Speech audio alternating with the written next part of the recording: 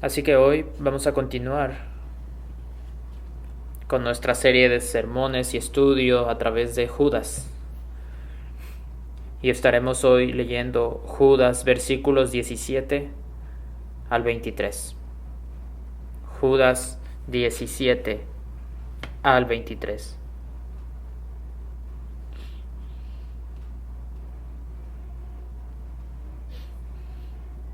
Esta es la palabra de Dios.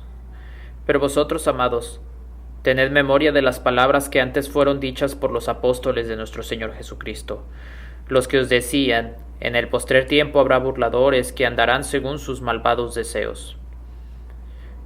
Estos son los que causan divisiones, los sensuales que no tienen al Espíritu. Pero vosotros, amados, edificando sobre vuestra santísima fe, orando en el Espíritu Santo, conservaos en el amor de Dios, esperando la misericordia de nuestro Señor Jesucristo para vida eterna. A algunos que dudan, convencedlos.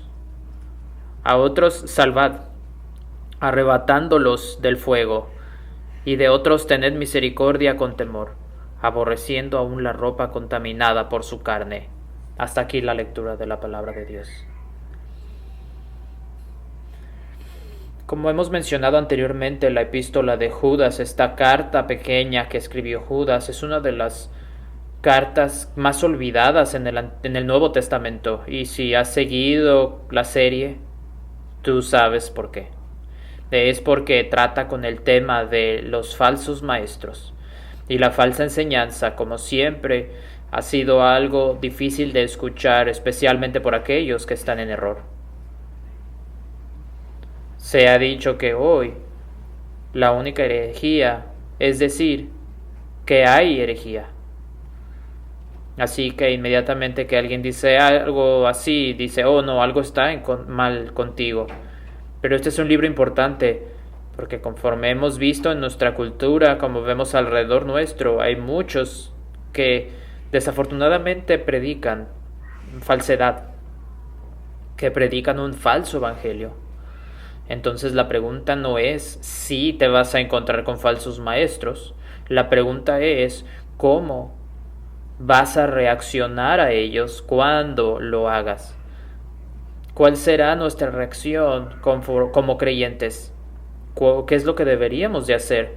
Y esto es exactamente la pregunta que Judas ataca el día de hoy en los versículos 17 al 23. Judas les da instrucciones a los creyentes sobre cómo reaccionar, qué hacer con los falsos maestros. Y quiero ver en 3 puntos, el primero siendo recordar la enseñanza apostólica. La segunda, conservaos en el amor de Dios. Y la tercera, arrebaten a otros del fuego.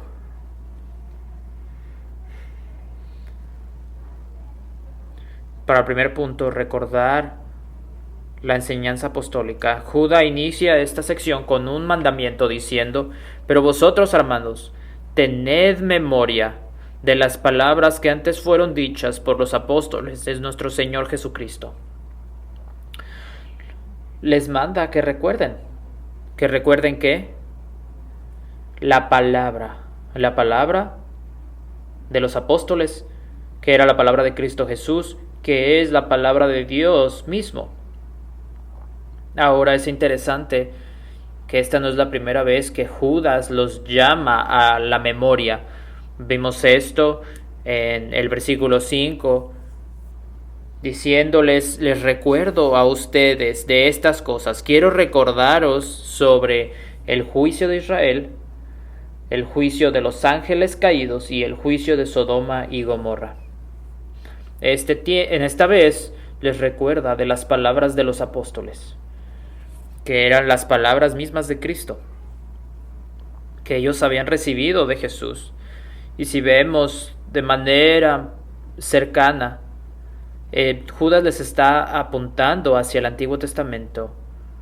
Recuerden el Antiguo Testamento, pero también apunta a la palabra que después se convirtió en el Nuevo Testamento, la palabra de los apóstoles y Cristo. Y esto es muy importante, porque sabemos que la palabra de Dios es nuestro fundamento. Es nuestro fundamento y Pablo escribió sobre esto en Efesios. Efesios 2:19 y 20. Así que ya no sois extranjeros ni advenedizos, sino conciudadanos de los santos y miembros de la familia de Dios, edificados sobre el fundamento de los apóstoles y profetas, siendo la principal piedra del ángulo Jesucristo mismo. ¿Sabes qué significa esto? Somos una iglesia apostólica.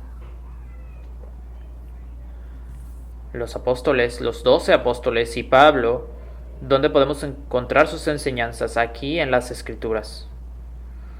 Entonces, ser una iglesia apostólica hoy en día no es ser una que tiene apóstoles, donde dicen, oh, tenemos apóstoles. Incluso si dicen, somos apóstoles con A minúscula. No, los apóstoles, los únicos apóstoles están aquí en la Escritura y sus enseñanzas, que son las enseñanzas de Cristo, son nuestro fundamento y podemos estar seguros de nuestro fundamento. En este momento en Tucson estamos pasando por una fase de construcción en la que vemos construcción en todas partes. Y esto es muy obvio. Todos sabemos qué es lo primero que se hace en una construcción. Es el fundamento, la simiente. Y es muy sabido que si ves a alguien que construye una casa sin ese fundamento, probablemente estés enojado con esa persona y le preguntes, ¿qué haces? ¿Que no sabes que este edificio va a caer si no haces un fundamento? Ahora, ¿qué va a suceder con esos edificios? Cuando vengan las lluvias, cuando las tormentas y el viento vengan, van a caer. ¿Y cuántas veces pones un fundamento? Se pone una sola vez. Y también sería muy difícil para nosotros entender si viéramos a alguien poner un fundamento y luego poner otro por encima. No tendría sentido. Entonces este fundamento del que habla Pablo, los apóstoles, la piedra del ángulo Jesucristo, ya ha sido puesto. Y nosotros, porque confiamos en lo que dice la Escritura, porque seguimos las enseñanzas de los apóstoles y de Cristo, entonces nosotros somos una iglesia apostólica. Y es importante que sigamos las palabras de nuestro Señor Jesucristo. Es importante que todo lo que hagamos sea basado en ese fundamento. Jesús al final del Sermón del Monte, ¿qué dice? Mateo 7:24, cualquiera pues que me oye estas palabras y las hace, le compararé a un hombre prudente que edificó su casa sobre la roca. Pero dice en el versículo 26, pero cualquiera que me oye estas palabras y no las hace, le compararé a un hombre insensato que edificó su casa sobre la arena. Y todos sabemos que sucede cuando construyes o edificas tu casa en la arena. Cae. Ahora, las palabras de Cristo, que es Dios, son las palabras de Dios mismo. Son las palabras del Espíritu Santo. Son las palabras de vida. Ahora es importante para nosotros hacernos esta pregunta. ¿Qué estamos haciendo con la palabra de vida? ¿Qué estamos haciendo cuando escuchamos la palabra de Dios? ¿Estás construyendo tu casa sobre ese fundamento, sobre esa roca? ¿Sobre la sabiduría de Dios? ¿O estás construyendo tu casa en la arena? Y esto es tu propia sabiduría, tus pecados, incluso tu propia lujuria, es donde estás construyendo tu casa. Entonces tú anhelas la palabra de Dios. Muchos hombres y mujeres a través de la historia han dado sus vidas por preservar la palabra de Dios, incluso por traducirla, por compartirla. Y ahora nosotros estamos anhelando la palabra de Dios de la misma manera. ¿La apreciamos de la misma manera? ¿Qué hacemos hoy en día con la palabra de Dios? ¿Meditamos en ella a través del día? ¿Pensamos en ella a través de la semana? No estoy tratando de agregar algo más a tu lista de cosas por hacer, porque entonces eso es perder de vista el punto. No solo se trata de leer por leer. El punto es la palabra de Dios y queremos leerla para asegurarnos de que nuestra casa esté basada en el fundamento Cristo, la piedra angular. Ahora, Judas también nos recuerda como se nos ha dicho que en los últimos días habrá burladores que andarán según sus malvados deseos. Versículo 18. Entonces les dice, recuerden lo que dijeron los apóstoles, recuerden lo que Cristo mismo dijo, que habrá burladores. Y no es si acaso vendrán, sino que van a venir, es un hecho que van a venir y ya están aquí, burlándose de los cristianos, y cuando miramos atrás, nuestro Salvador fue burlado. Leemos en Mateo 27. Y pusieron sobre su cabeza una corona tejida de espinas, y una caña en su mano derecha, e hincando la rodilla delante de él, le escarnecían diciendo, Salve, Rey de los judíos. Entonces, si nuestro Señor fue burlado, debemos saber que nosotros también seremos burlados por nuestra fe, por creer en Cristo Jesús. ¿O crees que no lo serás? Sí lo vas a hacer, seremos burlados. Porque el mensaje, dice Pablo, que es la palabra de la cruz es locura a los que se pierden, pero los que se salvan, esto es a nosotros, es poder de Dios. Nuevamente, Judas nos enseña que estos burladores son aquellos que siguen sus malvados deseos. Y probablemente te des cuenta que no es la primera vez que dice esto, que siguen sus malvados deseos. Este es un tema en Judas. Rechazan a Cristo y su ley, ¿y qué hacen? Hago lo que yo quiero y no sigo la ley de Dios, no sigo sus mandamientos, me exalto a mí mismo, me convierto yo mismo en mi propio Dios, así que lo que quiera, lo que mi estómago quiera, lo hago. Y rechazo la verdad de Dios. Los falsos maestros van a seguir sus propios deseos. Pero Judas continúa diciendo en el versículo 19 y nos da 3 descripciones más de los falsos maestros, diciendo que estas son personas sensuales que causan divisiones, que no tienen al Espíritu. Ahora Judas los llama sensuales, pero podemos ponerlo de otra manera, que son de acuerdo al mundo, naturales. Y lo explica esto después. Personas sensuales, que significa que no tienen el Espíritu, porque siguen su propia carne, sus propios deseos. Son impíos, son personas naturales, no quieren lo que quiere el Espíritu, sino lo que ellos quieren. Y alguien que no tiene el Espíritu entonces no puede entender las cosas de Dios, porque solo el Espíritu de Dios conoce a Dios, nos dice Pablo en 1 Corintios 2:10. Ahora, conforme continuamos, vemos que Judas escribe diciendo que estos falsos maestros son aquellos que causan división. Y esto es muy importante, porque Pablo también escribe sobre esto. Dice en Romanos 16:17, Mas os ruego, hermanos, que os fijéis en los que causan divisiones y tropiezos, en contra de la doctrina que vosotros habéis aprendido, y que os apartéis de ellos. Aquellos que causan división.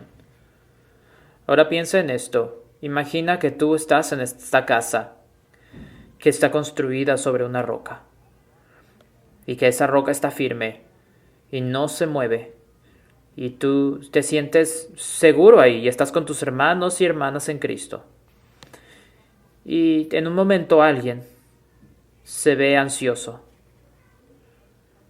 y comienza a decirte a ti y a otros, ¿has visto?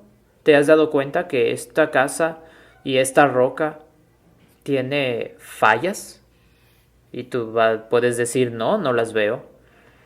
Y comienzan a hacer un alboroto diciendo, no, hay algo malo con esta casa y la roca en la que está cimentada.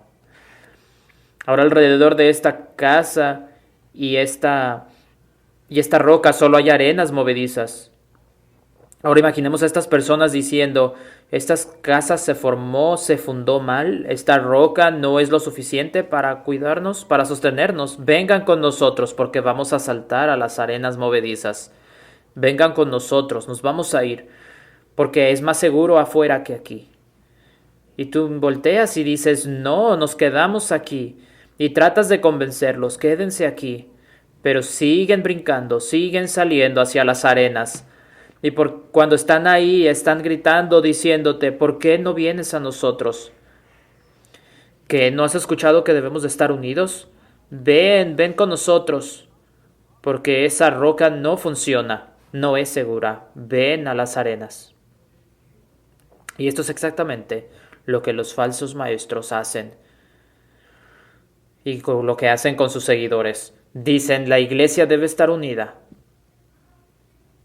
¿No has leído Juan 17?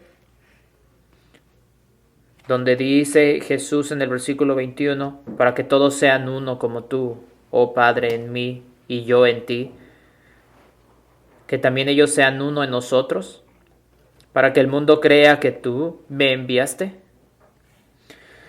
Nos enseñan este versículo y dicen, ¿ves? Y esto es lo que dicen, cito, la unidad de la iglesia es la que va a salvar al mundo y llevarlo a creer en él. Nos dicen que no eres amoroso porque nos estás diciendo que estamos mal en vez de unirte con nosotros, poniendo de lado las diferencias. ¿Has escuchado esto?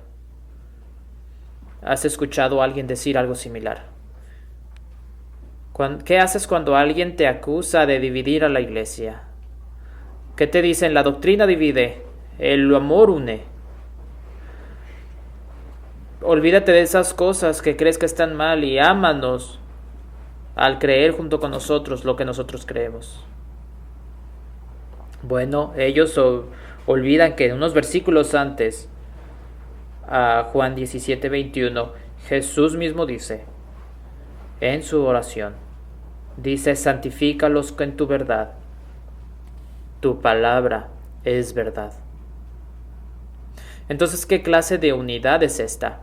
Cuando dices, creo en Cristo, oh, tú crees en Cristo también, estamos unidos, pero no creo que tenga que obedecer la ley. ¿Los 10 mandamientos o no? Eso no lo creo, pero creo en Cristo, estamos unidos. ¿Qué clase de unidad es esa cuando alguien dice, yo creo en Cristo, yo también, pero la Trinidad no? No puedo estar de acuerdo contigo en eso, pero estemos unidos. Ignora eso, pero estemos unidos. ¿Qué clase de unidad es esa cuando dices, creo que Dios me ha revelado a mí cosas secretas que nadie conoce, pero yo, si no estás de acuerdo conmigo, por favor ignora eso y estemos unidos? Eso no es unidad, porque no puede haber unidad sin verdad. Sí, la iglesia debe estar unida, pero debemos estar unidos en la verdad, en la escritura, en lo que Dios ha dicho. La palabra de Dios es verdad. Y ese es nuestro estándar. Así es como estamos unidos como iglesia. Y unidos así es como incluso llegaremos a morir por la verdad. Ahora para el segundo punto, que es conservaos en el amor de Dios. En contraste a los falsos maestros y a aquellos que lo siguen, Judas nos da más instrucciones a los cristianos sobre qué hacer, qué deberías de hacer.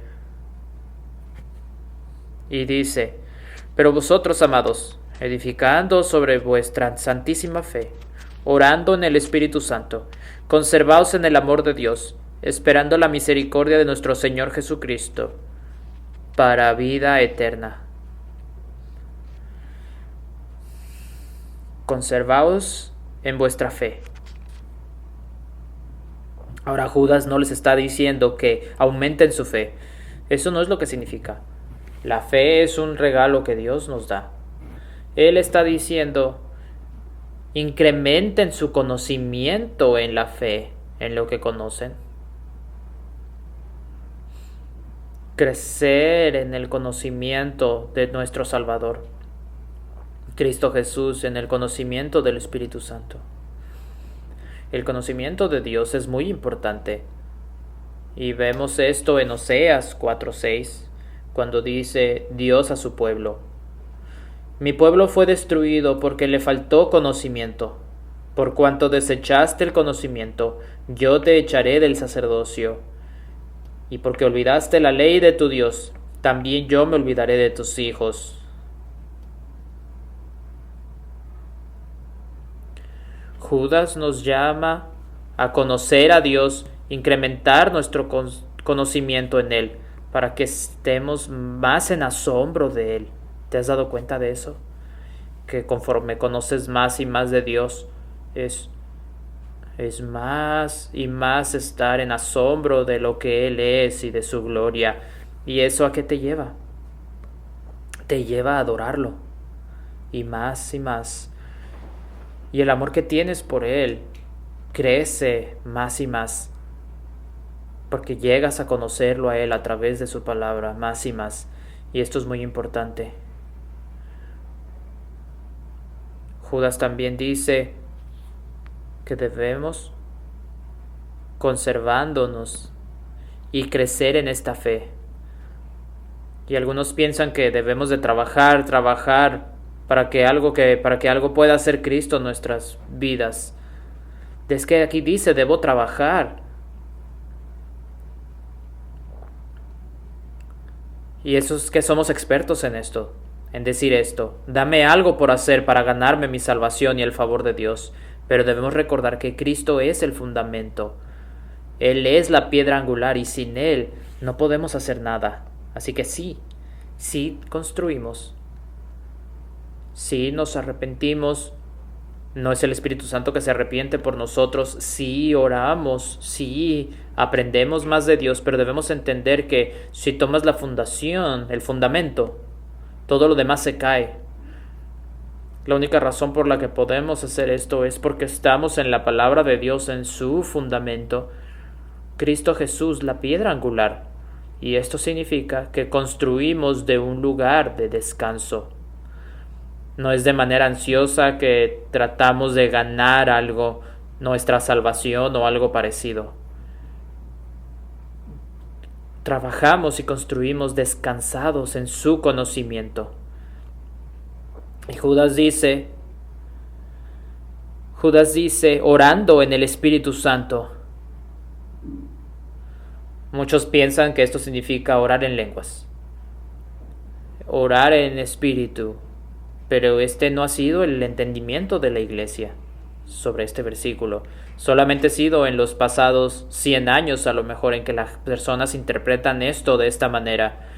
Pero también hay otros que dicen, bueno, los creyentes están siempre con el Espíritu Santo, entonces siempre orar significa eso. Pero yo no creo que signifique eso, porque ¿cuántos de ustedes han orado, pero luego se dan cuenta que en realidad no oraron? Simplemente oraste el Padre Nuestro y fue todo. Lo recitaste, pero no pensaste en lo que dijiste, no pensaste en quién eras tú, a quién estabas orando, no le diste la reverencia necesaria a Dios. Simplemente pensaste que oraste, porque dijiste el Padre Nuestro.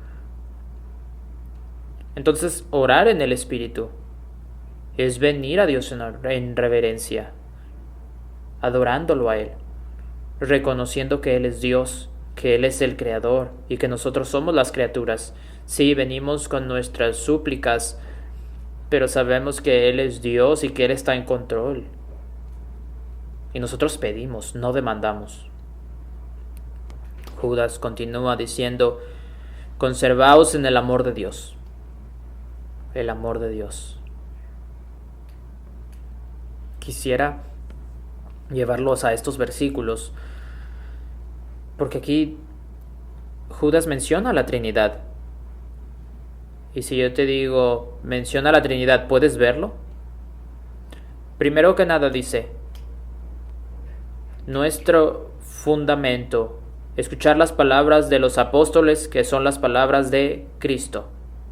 Luego dice que debemos orar en el Espíritu Santo. Y ahora que dice, conservaos en el amor de Dios. Y me encantan estos pasajes en los cuales ves a las tres personas de la Trinidad, un Dios en tres personas. Ahora vemos esta palabra, conservaos, conservar. Y hemos visto que este es otro tema dentro de la carta, cómo Dios conserva a su pueblo, cómo conserva a los ángeles bajo juicio. Hay un tema constante aquí. Pero ¿cómo es que nosotros nos podemos conservar en el amor de Dios? Bueno, quiero que veamos Juan 14:21, en el que Jesús dice, el que tiene mis mandamientos y los guarda, ese es el que me ama, y el que me ama será amado por mi Padre, y yo le amaré y me manifestaré a él. Ahora Judas no está de la nada diciendo que nosotros nos salvamos al al guardar la ley de Dios, sino que debemos de amar a nuestro Dios y que cuando amamos a Dios, ¿qué es lo que queremos hacer? Queremos guardar sus mandamientos. No porque me sienta que tengo que hacerlo o algún tipo de carga o que yo pueda salvarme, sino simplemente porque quiero agradar a mi Salvador. Mi Salvador que dio todo, que dio a su Hijo por salvarme a mí. Porque es muy importante que entendamos que Cristo hizo esto. Es su obra, no es la nuestra. La que salvó, la que nos salvó. Ahora, si tú piensas hasta este punto, bueno, sí, no tengo que edificar nada, no debo de edificar porque ya Dios lo hizo todo, no debo de hacer nada. Si tú piensas de esa manera, deberías de arrepentirte tan pronto como puedas, porque ese es el mismo error que Judas está tratando en esta carta. Dice esos falsos maestros que dicen, sí, Cristo me salvó, y eso es todo. Ya no debo de guardar la ley, ya no debo de seguir los mandamientos o de escuchar estos mandamientos. Judas también exhorta a los creyentes a que busquen la misericordia de nuestro Señor Jesucristo para vida eterna. Esto es importante porque no podemos olvidar que vendrá un día, el día, cuando el Señor vendrá por su pueblo y nosotros seremos con Él, estaremos con Él para siempre. Y hablamos de esto la semana pasada. Pero los falsos maestros no quieren que pienses en estas cosas. Y esto es lo que dicen los falsos maestros, y lo he visto, lo he escuchado con mis propios oídos. Dicen, el cielo solo es un destino, es un lugar al cual ir. Y conforme hacen esto, lo que dicen es minimizar el cielo. Porque nosotros como creyentes, para que no miremos a esa esperanza de la vida eterna, minimizan y lo que dicen es, es solo el destino, que es solo un lugar, pero que el de hoy y el ahora. ¿Estás siendo sanado ahorita? ¿Tus relaciones están bien en el ahora? ¿Sufres ahorita mismo? Porque si sufres ahorita es porque algo está mal. Pero debemos pensar de estas cosas. Es importante que pensemos en el cielo. Es importante para nosotros orar. Ven, Cristo, ven, Señor Jesús. Y eso es bueno. No es que tratamos de escapar de nuestras responsabilidades, sino que es que estamos esperando el día en que lo veamos cara a cara. Anhelamos ese día. ¿Qué día tan glorioso será ese?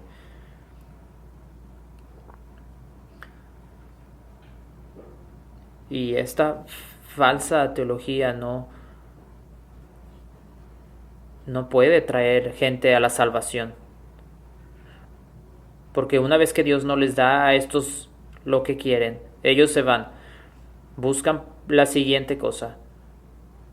¿Qué hay aquí que alguien me puede ofrecer? Oh, tú me dices que puedo tener las cosas que quiero. Ok, voy a seguirte a ti y me voy a olvidar de esto otro. Nuevamente siguen sus propios deseos.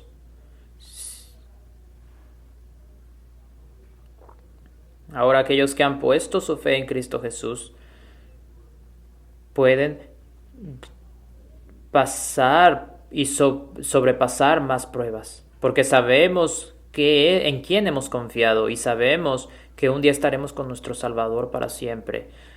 Así que tú piensas en el cielo de manera constante, deberías pensar en el cielo de manera constante y en ese hermoso día. Pero si no estás en Cristo, ¿en dónde estás poniendo tu confianza? ¿Y en qué? ¿Es en tu salud? Porque eso se va a ir algún día. ¿Estás poniendo tu esperanza en el dinero? Porque el día de mañana se puede ir. Incluso si no puede darte una esperanza que sea para siempre, eterna. Así que ¿en qué estás poniendo tu confianza? ¿En quién estás poniendo tu esperanza? Te exhorto a que pongas tu esperanza en Cristo Jesús, el único que no puede fallar, el único que puede cumplir con sus promesas y su palabra, aquel que no cambia de parecer, aquel en el que podemos confiar para ser ese fundamento, esa piedra angular, ese fundamento de su iglesia. Ahora el tercer punto. Debemos de arrebatar a otros del fuego, dice Judas. Y dice: algunos que dudan, convencedlos; a otros salvad, arrebatándolos del fuego; y de otros tened misericordia con temor, aborreciendo aún la ropa contaminada por su carne.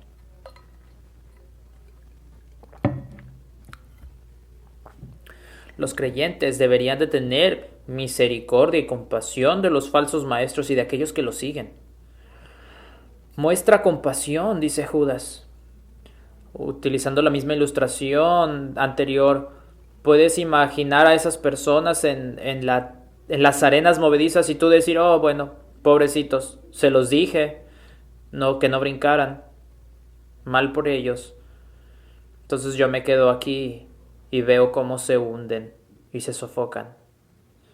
Eso es horrible. No deberíamos de pensar así, deberíamos de tener compasión. Deberíamos tener compasión por aquellos que están bajo el error, bajo ese tipo de enseñanzas. Porque yo les pregunto, ¿dónde estarías tú si no fuera por la compasión de nuestro Dios? Estarías muertos en tus pecados, en tus delitos y pecados, pero Dios mostró misericordia a nosotros. Envió a Cristo, quien también tuvo compasión por sus ovejas. Y esto no es algo que solo veamos en Cristo. Esto lo vemos también en el Antiguo Testamento, porque Dios, que no cambia, siempre ha sido un Dios de compasión. Y Salmo 78 dice: pero Él, misericordioso, perdonaba la maldad y no los destruía, y apartó muchas veces su ira, y no se despertó todo su enojo. Servimos a un Dios de compasión, y de la misma manera lo vemos en Cristo Jesús. Marcos 6:34 dice: y salió Jesús y vio una gran multitud, y tuvo compasión de ellos, porque eran como ovejas que no tenían pastor, y comenzó a enseñarles muchas cosas. Y también vemos de la compasión de nuestro Señor en esa parábola famosa de los dos hijos, de ese hijo que tomó su herencia Se fue lejos, dijo adiós a su familia, a su padre amoroso, se gastó toda su herencia, terminó comiendo junto con los cerdos, buscando comer su comida. Y luego vuelve en esa dirección.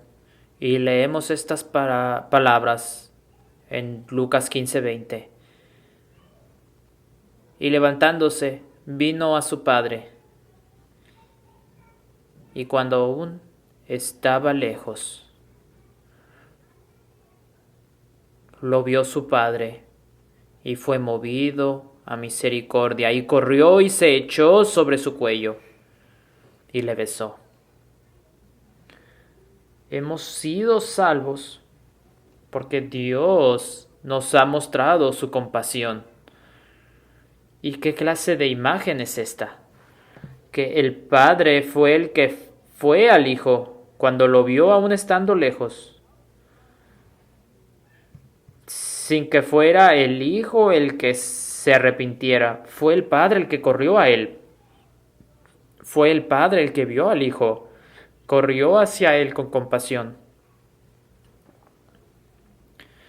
¿Qué clase de Dios es el que servimos? Es increíble que la compasión de Dios causara el enviar a su Hijo, pecadores como nosotros,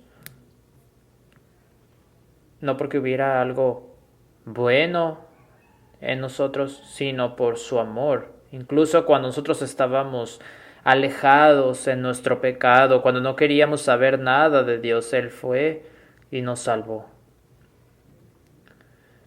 Y debemos demostrar compasión también a aquellos que están bajo las falsas enseñanzas. Así que, ¿qué debemos hacer?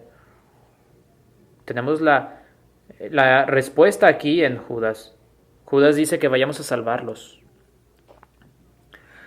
A otros salvad. Pero debemos de ir e intentarlo.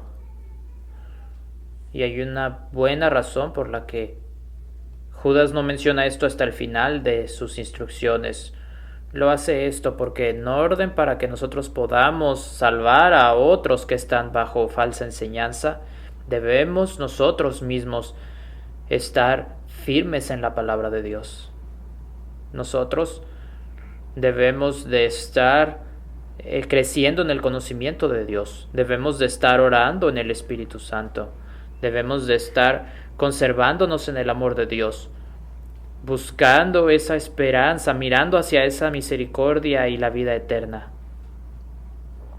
Ahora, si ignoramos estas cosas, que estas instrucciones de Judas, entonces será difícil o casi imposible para nosotros decir o salvar a otros. No me refiero a que salvas a otros por tu lanzarte a las arenas movedizas, no. Debes de primero asegurarte que estás firme sobre la roca, y entonces puedes ir y salvar a otros. Mientras estás en la roca, los salvas, Ahora, Judas nos dice que hagamos esto con temor. Y esto va a ser teniendo misericordia y con cuidado invitarlos. Los invitas a la iglesia, a lo mejor digan que no, pero a lo mejor vayan a tu hogar. Tienes comida con ellos y hablas con ellos y les muestras qué es, cómo es que la Escritura enseña, qué es lo que tú me dices, y las haces preguntas. ¿Pero por qué me dirías? ¿Por qué esto? Porque lo que me dices va en contra de la Escritura. ¿Por qué crees que debería creer en eso? Y los haces pensar y lo haces de una manera gentil, y Dios utiliza nuestras palabras para trabajar en los corazones de las personas. Y como ovejas Él es quien los rescata para la gloria de Dios. Sin embargo, también debemos de estar listos para arrebatar a algunos del fuego. A veces tienes que ser muy directo con las personas, diciéndoles, creo que eso está mal, y aquí está el porqué. Hay personas que necesitan eso, y esa es la manera en que tú los salvas. Les muestras en la Escritura, los confrontas con su pecado. Esto está mal, esto es lo que dice la Escritura. Ahora, cuando salvamos a esas personas, Judas nos dice incluso, aborreciendo la ropa contaminada por su carne, cuando los arrebatas del fuego. ¿Qué significa esto?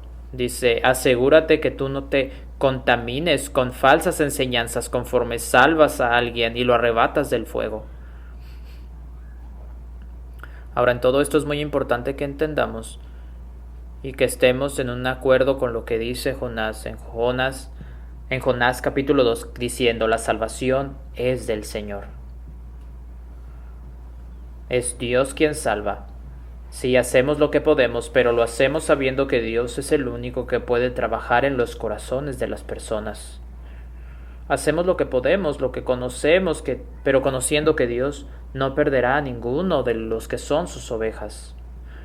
Sin importar si nosotros podamos echar a perder algo por tratar de salvar a alguien.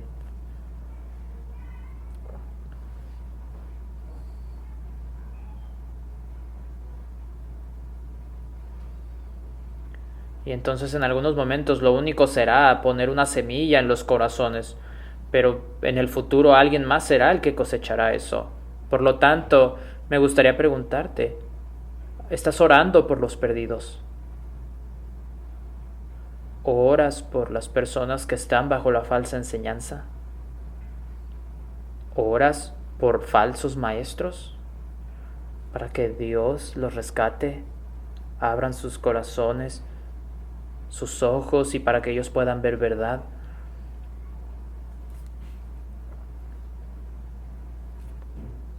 Deberíamos estar orando por ellos.